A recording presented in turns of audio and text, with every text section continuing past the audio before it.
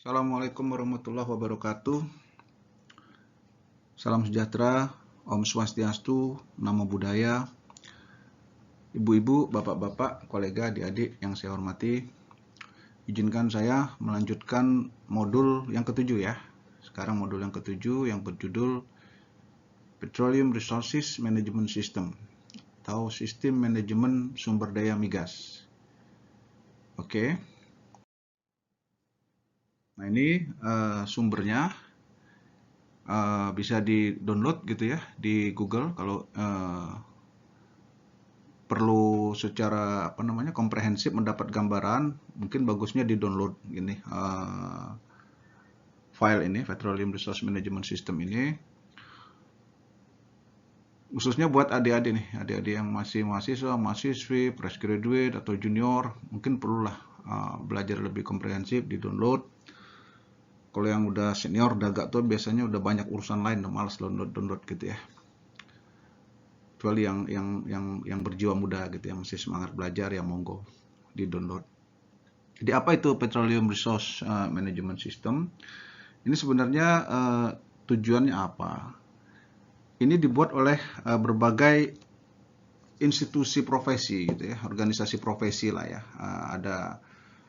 Ada di sini kalau kita lihat sponsornya itu ada SPE, baca ya, Society of Petroleum Engineers, di sini ada WPC, World Petroleum Council, di sini ada AAPG, American Association of Petroleum Geologists, ada SPEE, Society of Petroleum Evaluation Engineers, kemudian ada SEG gitu ya, ada juga SEG, Society of Exploration Geophysicists, lengkap ya, ada apa nggak kebaca itu Society of Petrophysicists and Well Rock Analysts ya, SPWLA ini.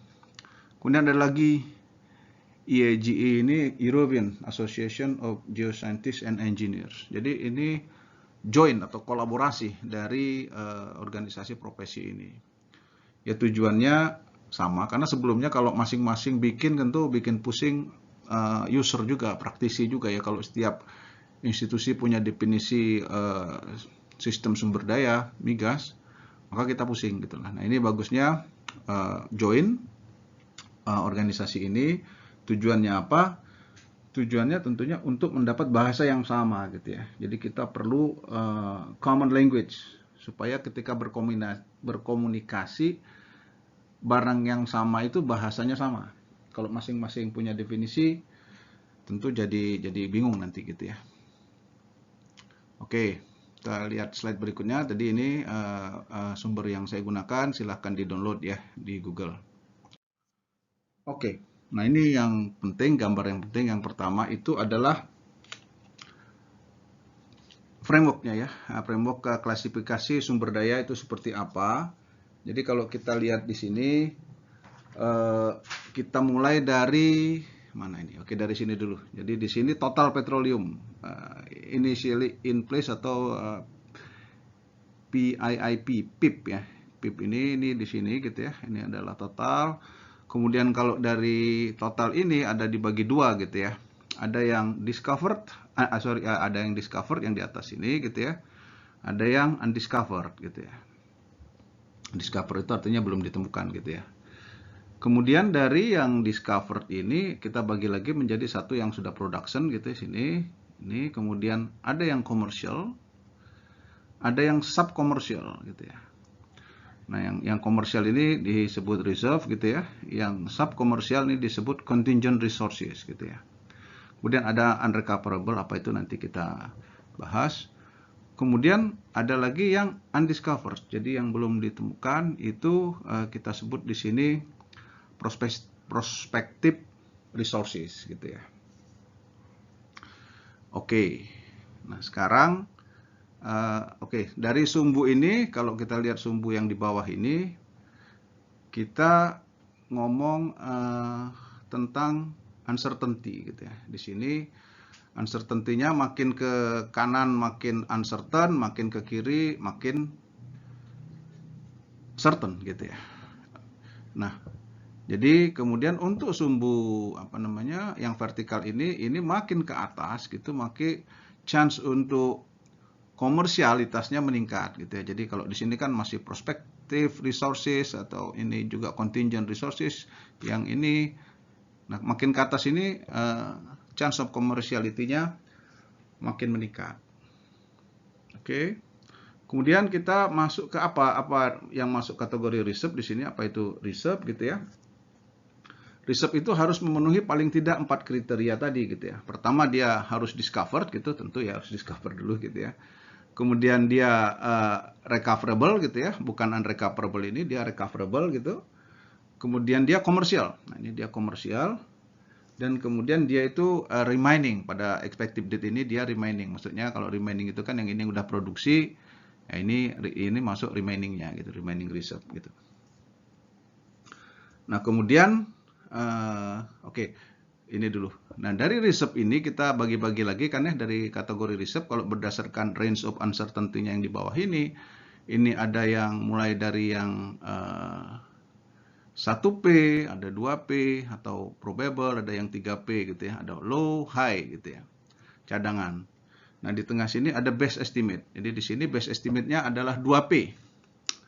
2P gitu ya, atau P1 tambah P2 di sini kan ya, P1 sini tambah P2. Jadi 2P, ada yang low, ada yang high. Jadi nanti basisnya berdasarkan base estimate ini akan dipakai reserve yang base estimate 2P ini gitu ya. Nanti akan dipakai yang 2P gitu ya. Tapi nanti untuk sensitivity analysis bisa dipakai 1P untuk yang melihat low side-nya. Kalau mau melihat upside potensialnya nanti pakai yang 3P gitu loh. Jadi ini nanti urusannya dengan sensitivity gitu ya. Sensitivity analysis. Oke, apalagi. Nah, sekarang kalau contingent, nah ini sama, ini contingent ini dia pada saat ini belum komersial gitu ya. Kalau yang definisi contingent, pada saat ini dia masuk kategori belum komersial gitu ya. Belum komersial. Jadi apa namanya? Market mungkin belum ada gitu ya, maksudnya teknologi masih under development, masih ada apa namanya? Masih belum bisa masuk kategori komersial lah intinya gitu ya. Nah, sekarang unrecoverable itu apa gitu ya? Kalau unrecoverable itu kan di sini unrecoverable memang ada dua, ada di discover ini ada yang unrecoverable, masuk kategori unrecoverable. Di undiscovered juga ada unrecoverable. Unrecoverable itu pada intinya adalah nanti sebagian dari yang apa namanya? Yang unrecover ini nanti bisa jadi dia akan recover gitu ya.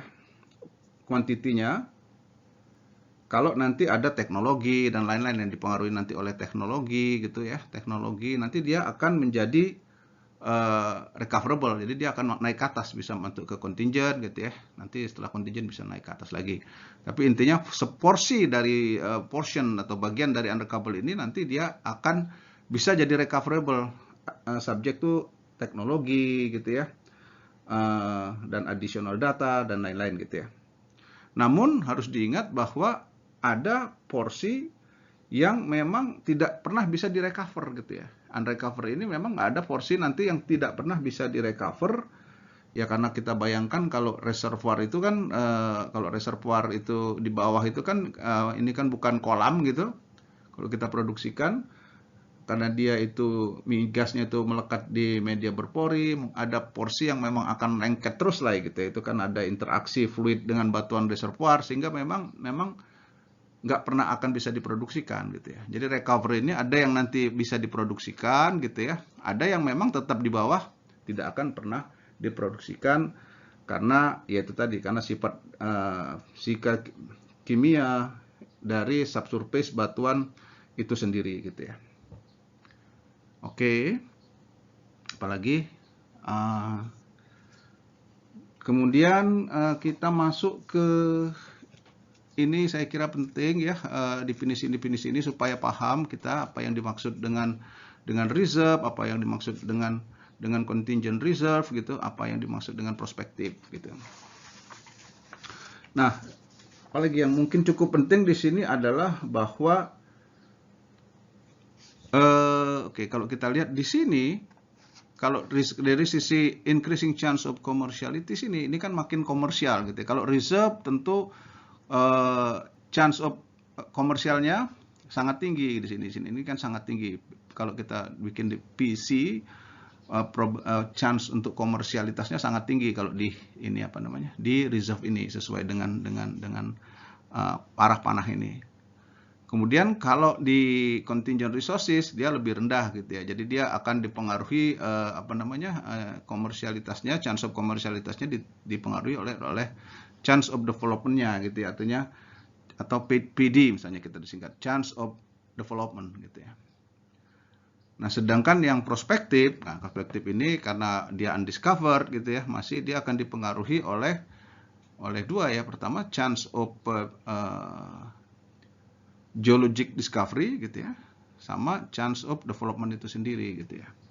Jadi ini yang memang yang paling rendah, chance of-nya dari bawah, resource dulu karena dia dipengaruhi oleh chance of geological discovery sama chance of development. Kalau di sini sudah diketemui, jadi dia hanya dipengaruhi oleh chance of development. Kalau di sini udah relatif sudah chance of commerciality-nya sudah ada, udah tinggi gitu ya. Oke, saya kira untuk yang gambar ini cukup ya. Sekarang kita masuk ke slide berikutnya. Nah, ini juga cukup penting slide ini karena dia bicara mengenai maturitas project maturity gitu ya. Di sini project maturity. Jadi kalau reserve itu dia dibagi lagi menjadi kategori projectnya bisa mulai dari bawah, misalnya ini yang sekarang yang on production, kemudian ada yang approved for development, ada lagi yang justified for development gitu ya.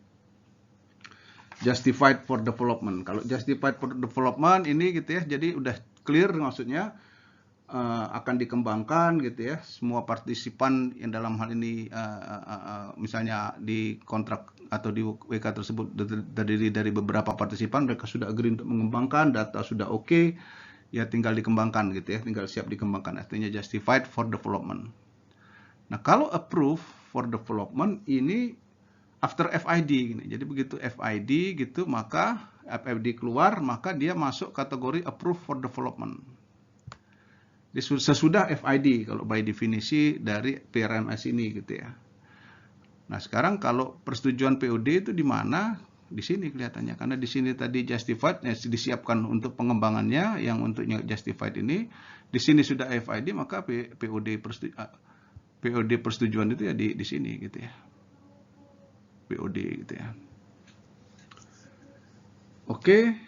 Kemudian, nah sama di contingent resource juga begitu gitu ya. Di contingent resource juga ada development pending, dibagi lagi menjadi development pending, kemudian juga ada apa namanya, development on hold gitu, apa detailnya gitu ya. Ada lagi yang unclarified, ada 4 dibagi 4 sama yang development not viable. Jadi kalau misalnya development pending ini pada dasarnya ini apa namanya, critical contingency itu sudah diidentifikasi, jadi kemungkinan oke, nunggu data misalnya gitu ya, misalnya ada data akuisisi yang diperlukan, baik itu misalnya drilling gitu ya, drilling atau seismik gitu ya. Nah, nanti berdasarkan data ini dia akan jadi bisa naik bisa turun. Kalau nanti oke gitu ya, datanya tidak mengecewakan, oke, maka development pending ini bisa nanti naik ke atas gitu, masuk ke siap untuk dikembangkan. Tapi kalau misalnya ternyata disappoint, dia akan turun gitu ya, apa namanya, statusnya bisa ke unclarified, bisa juga ke not viable gitu ya. Itu kalau yang pending, development pending. Kita hapus dulu ya biar nggak terlalu rame. Kemudian kemudian development on hold ini sama, ini ada delay gitu ya, sehingga harus apa namanya, di decision gate-nya either harus lanjut gitu ya dengan tambahan data misalnya gitu ya, atau memang disuspend dulu gitu ya, jadi on hold dulu gitu ya. Jadi ini ada delay yang cukup signifikan kalau di development on hold gini. Dan ini makin ke bawah makin ini ya, ini unclarified, development unclarified gitu, masih available information masih belum tersedia gitu yang signifikan, maksudnya gitu yang diperlukan, sehingga statusnya masih unclarified gitu ya. Kemudian yang not viable itu intinya belum ada rencana gitu ya, untuk mendevelop. Di sini masih belum ada rencana untuk mendevelop, untuk dikembangkan, karena ya mungkin bisa jadi karena berdasarkan informasi yang dimiliki pada saat ini masih potensinya masih limited gitu ya, limited potensi production gitu ya, production potensial gitu misalnya, sehingga masih not viable gitu ya, potensial. Oke, kira-kira begitu ya untuk yang project maturity subclasses. Kalau kita bagi subclassesnya seperti itu. Nah, yang juga penting itu adalah di PRMS ini adalah bahwa PMS itu dia project base. Jadi kalau kita lihat di sini project base, kalau penggambarannya kira-kira begini ya. Jadi ada project di sini, ada reservoir, ada property. Nah, kemudian di tengah-tengahnya ini interaksi dari tiga ini nanti akan didapatlah ini kita apa namanya, net recoverable resources. Jadi tiga ya. Reservoir dari bawah, reservoir, kemudian listnya ini terkait dengan properti, kontrak, dan ini project. Jadi kita mulai dengan reservoir dulu misalnya gitu ya. Kalau di reservoir, ini reservoir itu ya tadi yang kita bahas tadi, dia bicara tentang akumulasi migas di sini gitu ya. In place volumenya berapa gitu ya. Ini lebih ke arah tadi sebelumnya. Kemudian project. Nah, ini yang project ini penting karena project base PRMS ini basisnya gitu ya. Project itu bisa satu sumur, bisa juga satu reservoir gitu ya. Bisa juga lapangan, bisa juga integrated lapangan, satu lapangan atau beberapa lapangan gitu ya. Jadi sifatnya project gitu ya. Jadi dalam project ini dia akan mengenerate spesifik apa namanya volume gitu ya. Nanti kan ada production dari project ini, nanti ada cash flow dan lain-lain. Nah, jadi berdasarkan spesifik project ini. Kemudian kalau properti gitu ya, properti itu lebih ke arah kontraktual. Jadi di sini ada dua sebenarnya. Satu, properti ini urusannya dengan negara.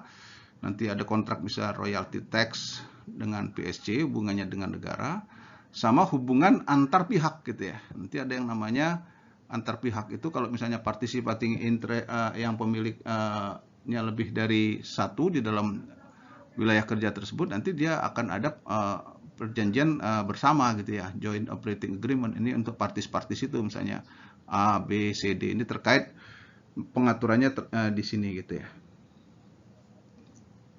Nah, dari sini nanti otomatis dari tiga interaksi faktor ini, kemudian nanti akan diperoleh net recoverable resource. Apa seperti apa? Apa entertainment porsi saya? Ya kalau tadi dia terdiri dari beberapa perusahaan, ya ini berapa porsinya A, berapa porsinya B, berapa porsinya C, itu di net recoverable resources. Jadi basisnya project di PRMS ini. Oke.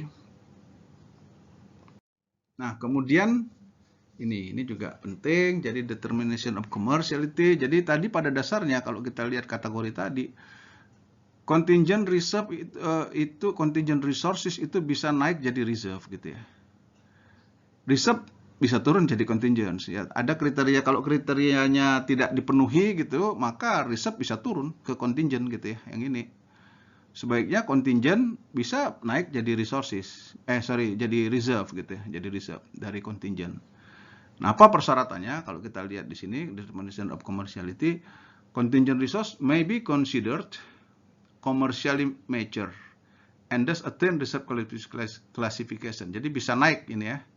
Bisa naik dia ke reserve gitu ya. Statusnya meningkat. Statusnya commercial is achieved with the entity commitment to the project. Kalau dia memenuhi kriteria-kriteria ini gitu ya. Ada 7 kriteria nih. Pertama, ada evidence bahwa technically mature dan ada visible development plan gitu ya.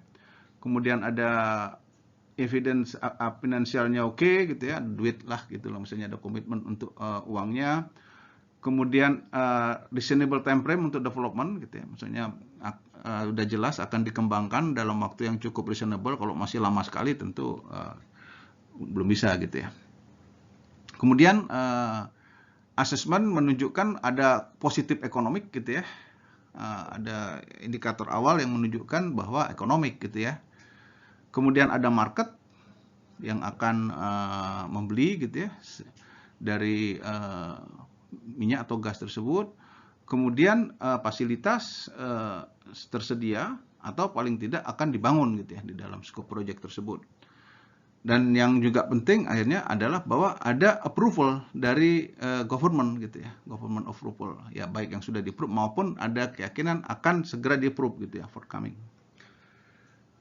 Termasuk isu-isu sosial dan ekonomi concern. Jadi ini kalau memenuhi kriteria ini gitu ya, contingent itu nanti akan naik ke statusnya menjadi reserve. Oke.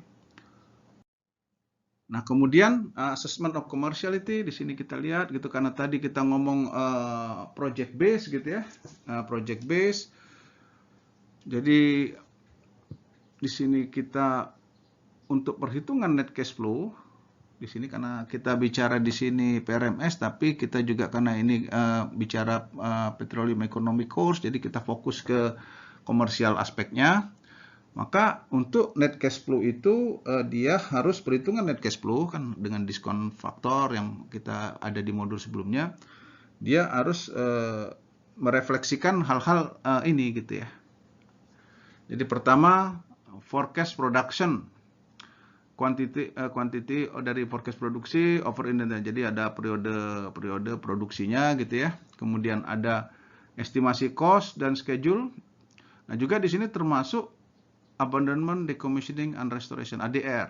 Atau kalau di kita ASR gitu, sama lah ya, ASR. Abandonment and site restoration cost. Jadi biaya cost yang diperkirakan oleh si perusahaan itu, berapa kira-kira expected future cost-nya. Kemudian price. Nah, asumsi price juga berdasarkan view, the evaluator's view. Jadi berdasarkan ya perusahaan bisa beda-beda asumsi price-nya gitu ya. Ini harus ada asumsi price yang merefleksikan ke future harga dari komoditi tersebut. Kemudian ada, nah ini terkait dengan tadi tax and royalty, terkait dengan jenis kontrak. Kalau di ini kaitannya dengan jenis kontrak yang ada, apakah dia royalty tax atau dia PSC atau dia service kontrak. Kemudian project lah, nah ini juga limited to the period of economic interest. Nah, jadi dibatasi oleh economic interest. Kalau kita bikin ilustrasi kira-kira gini ya, kalau simpelnya. Kalau misalnya ini ada produksi gitu ya, ini produksi, ini waktu gitu yang bawah gitu. Kemudian kalau economic limitnya di mana nih? Di sini economic limit, maka dia akan stop di economic limit gitu ya. Ini agak bawah ini dikit ya. Nah, economic limitnya itu dia akan stop di sini. Karena kenapa economic limit? Artinya setelah economic limit itu tercapai, maka dia akan ada negatif cash flow. Maka disinilah dia stop gitu ya. Kan di economic limit, EL economic limit. Ini production gitu ya, Q. Nah, tapi bisa juga dia dibatasin di sini di economic limit gitu. Nah, tapi bisa juga kalau kontraknya di sini, misalnya berakhir di kalau kontrak periodnya di sini, maka dia stop di sini. Tapi kalau kontrak periodnya di sini, maka dia stopnya di sini gitu ya. Dia nggak boleh lebih dari kontrak period. Oke.